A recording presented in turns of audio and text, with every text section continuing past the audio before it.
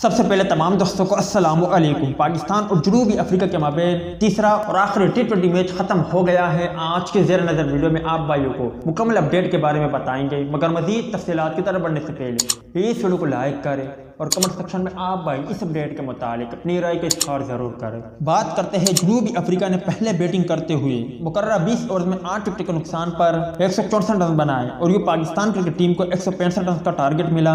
जनूबी अफ्रीका की तरफ से जानिमन मलान 27, जबकि डेविड मिलर ने उम्दा बैटिंग का मुजाहरा किया। सिर्फ 45 गेंदों पर 7 छक्कों और 5 चौकों की मदद से 85 रन की जारहाना इनिंग्स खेली और ये पाकिस्तान क्रिकेट टीम को 165 रन का टारगेट मिला। पाकिस्तान की तरफ से मोहम्मद नवाज ने 2, हसन अली ने 2, उस्मान कादिर ने 1, जबकि जाहिद महमूद सबसे कामयाब रहे, उन्होंने 3 खिलाड़ियों को आउट किया। जवाब में पाकिस्तान क्रिकेट टीम की बैटिंग को देखा जाए तो मोहम्मद रिजवान ने तीसरे T20 मैच में भी उम्दा बैटिंग का मुजाहरा किया।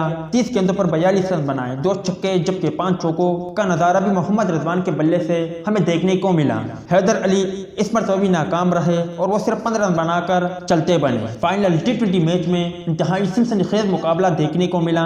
बाबर आजम ने उम्दा बैटिंग का मुजाहरा किया और यूं सनसनीखेज मुकाबले के बाद तीसरे और आखिरी T20 मैच में पाकिस्तान क्रिकेट टीम ने कामयाबी हासिल की और यूं सीरीज 2-1 से अपने नाम की। पाकिस्तान की जीत में बैटिंग के शुबे को देखा जाए तो मोहम्मद रिजवान ने अहम किरदार अदा किया, जबकि बाबर आजम जो कि पहले और दूसरे T20 मैच में नाकाम रहे, ताहम उन्होंने तीसरे T20 मैच में उम्दा बैटिंग का मुजाहरा किया और पाकिस्तान क्रिकेट टीम की जीत में कलीदी किरदार अदा किया। उम्मीद है दोस्तों कि आज की वीडियो भी आपको पसंद आई होगी। मिलते हैं किसी नेक्स्ट वीडियो में, तब तक के लिए इजाज़त दीजिए। अल्लाह हाफिज़।